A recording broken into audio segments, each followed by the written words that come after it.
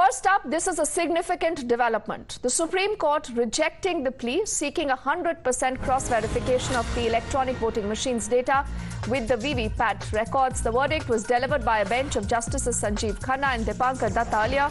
Now, though the cases, remember, were earlier reserved for orders on April the 18th, they were listed again on April the 24th as the bench wanted some technical clarifications from the Election Commission, taking into consideration the answers given. The orders now have been pronounced. First up, let me get in our colleague Harish, who was inside the court. He's been breaking down details and how the court has really looked into the entire case. Harish, first up, for viewers wondering what really has happened today, why is this so significant and perhaps very definitive, Harish, give us a full picture to understand what exactly has the court said about EVMs.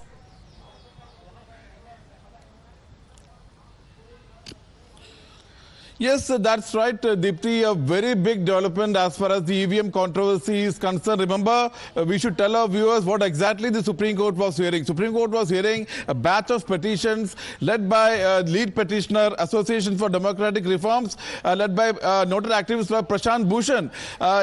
He had raised apprehensions regarding working of the EVM, saying it is hackable, and also cast aspersion, and also therefore said that the VVPAT should be verified. In fact, EVM should be verified against the VVPAT slips. 100% verification should be held, not just the 5 EVMs which is being randomly selected and verified in an assembly as right now. But he demanded that there should be 100% verification of VVPATs. Not only this, he said that after 2017, the transparent glass through which a voter could see the VVPAT slip, now that has been darkened, but the voter cannot see the slip, so that should be made transparent. Number 3, the demand was that every voter has the right to know whether his vote has been cast and has been counted. But Supreme Court has said that it is not a fundamental right. So today the Supreme Court has rejected all these demands and said that we had summoned the Deputy Election Commissioner of India, and he had given answer to our technical questions. Once he has satisfied us, you should stop suspecting. There should be an end to suspicion. Okay. And 100% verification of VVPAT slips is a regressive thought, because that will amount to reverting to paper ballots, which will take a lot of time. And also the reverting to paper ballot system has several drawbacks. It will be amounting to introducing the human element. Human element has its weaknesses, like bias could creep in. So, and also Supreme Court rejected the argument of the petitioners that several European countries like Germany have reverted to paper ballots and rejected EVMs. But the Supreme Court asked, what is the population of the foreign country, European countries and India?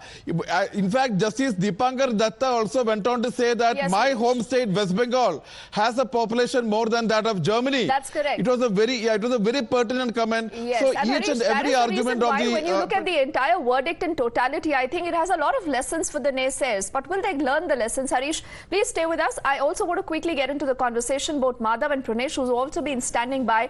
Madhav, first up to you. What does this verdict mean in plain, simple terms? And secondly, there had been this EVM ka bahana for the longest time from Akhilesh Yadav to, the RJD to the Congress. Everyone doubted the EVMs and the VVPATs. They said it should be, matched by the paper trail. But clearly the court not finding any merit in that bahana anymore. I'll put that question to Madhav Das Gopalakrishnan in just a bit. I just want to set the baseline here, Deepthi. For a long time, there has been an ecosystem that has been pushing this, conspiracy theories about EVMs, ballot papers, citing examples of what is happening in the West, Madhav. We were told that, look, the credibility of Indian democracy is at stake. Supreme Court has now, in its verdict today, shut them all once and for all. Perhaps this is not just political. Also, a lot of people on social media, Madhav, and I don't want to get into name calling, but our viewers know who we are talking about, have been making videos at length talking about, how EVMs could be hacked. The Supreme Court has said today, nothing doing. It's a tight slap on all those people who are injecting this, pushing this propaganda. Well, absolutely. And Pradesh, two things have happened. What are the two directions that have come in from the Supreme Court? One, that the symbol loading unit would be sealed for a period of 45 days, from this time that the election takes place. And there would be, of course, at the same time, for the entire microcontroller, an examination at the expense of the candidate, if they so desire, within a specified period of time. And if it is found that there has been tampering, then the expenses of the candidate would be reimbursed. So they have actually, gone to the core of the problem, which is the core of how the tampering can take place is the microcontroller unit. So they have perhaps given a fig leaf of an argument to the petitioners also. But what are the two big takeaways? A, this entire, narrative that ballot papers should be gone back to. Ballot papers, which as we all know from the era of booth capturing, which was very prevalent, very, all-pervasive at the time in several states of the country, where the, use of force was prevalent at that point of time. It's to prevent that in the first place EVMs were brought in where there is a restricted time frame within which votes can be cast, and therefore booth capturing as it used to take place several decades ago cannot happen with EVMs. So that premise at some level or the other the Supreme Court has rejected. That is point number one. Point number two is that when the VVPAT system was brought in, and remember the VVPAT was brought in at the behest of the Supreme Court, where this printer, where a slip comes in and you can see what exactly is the party and the candidate that you have voted for. The counting of the VVPAT should be 100% is what was demanded by certain political parties and also by the petitioners. In this particular case, the Supreme Court clearly seems to have found merit, because when it was being implemented, the Election Commission at that point of time, and in fact the entire Election Commission has changed, all the officers have changed, but at that point of time they had gone to the Indian Statistical Institute in Kolkata. They had asked them for a specified number statistically which would ensure 99% accuracy, and that is when the number of EVMs that are counted, 5 in each segment, is what was decided. That was further increased by the Supreme Court in the past, and therefore this demand that there should be 100% counting of VVPATs has now been rejected by the Supreme Court as well. So two very big takeaways coming in. All those who are doubting EVM certainly will now have to perhaps beat it. It'll be interesting to say what they say now, but let's bring in the biggest stakeholders, Deepti. We have our viewers joining us. It's over to you. Yes.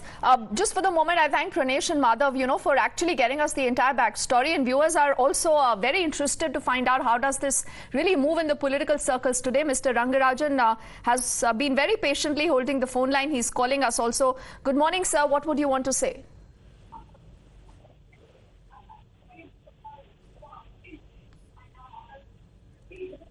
Okay, I don't think he can hear us. Narendra, you've also been patiently holding the phone line. Good morning. What is it that you would want to say? Yeah, good morning, Deepti. The entire process of the election has been very beautifully designed. When we say EVM, there are multiple levels of anonymity there, right from the PRO, whose name we don't know, and he doesn't know where the polling station where he'll be performing the duty. Second thing is the constituency to constituency, the candidate list number varies. So if they claim that only button 1 is rigged up, that means to say that serial number 1 will not be a BJP candidate or a Congress candidate in all constituencies.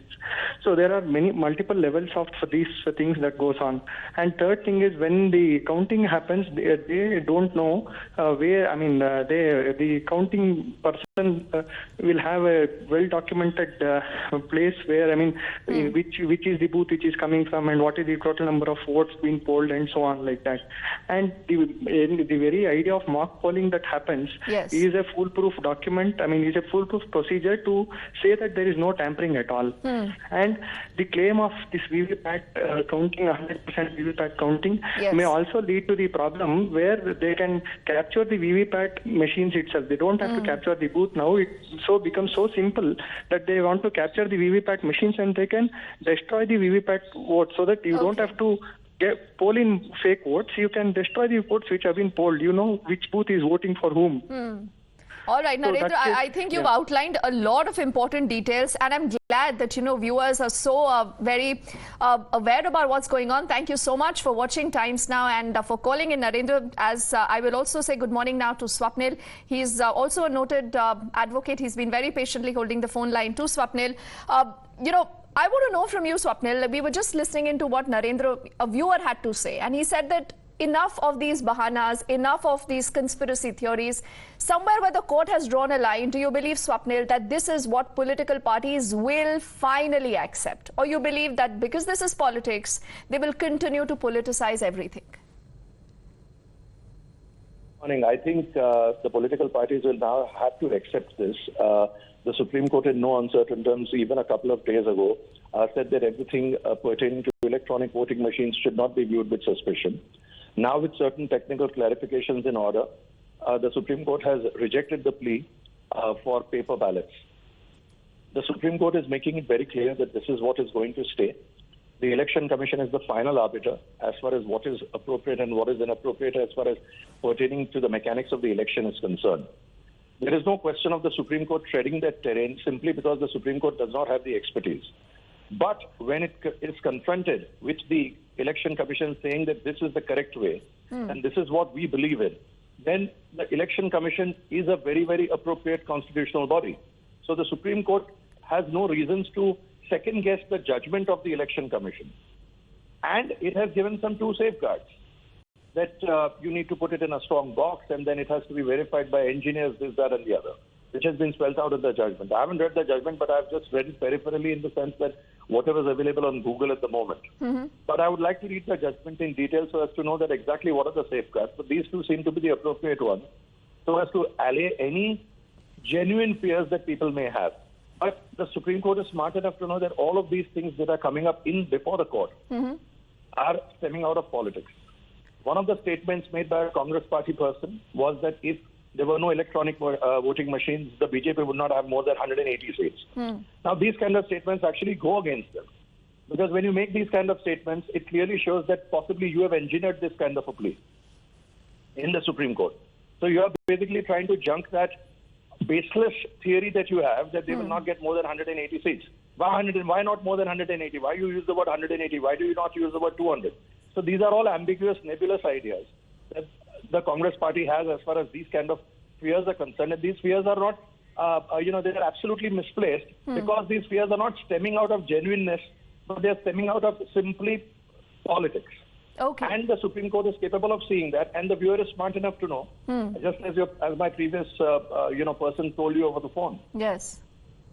Absolutely. And Swapnil, just allow me to quote from what the court has said. The court said, while balanced perspective is important, but blindly doubting a system can breed skepticism, and thus meaningful criticism is needed. Be it the judiciary, legislator, democracy is all about maintaining harmony and trust amongst all pillars. So loud, clear, unequivocal message coming in from the Supreme Court.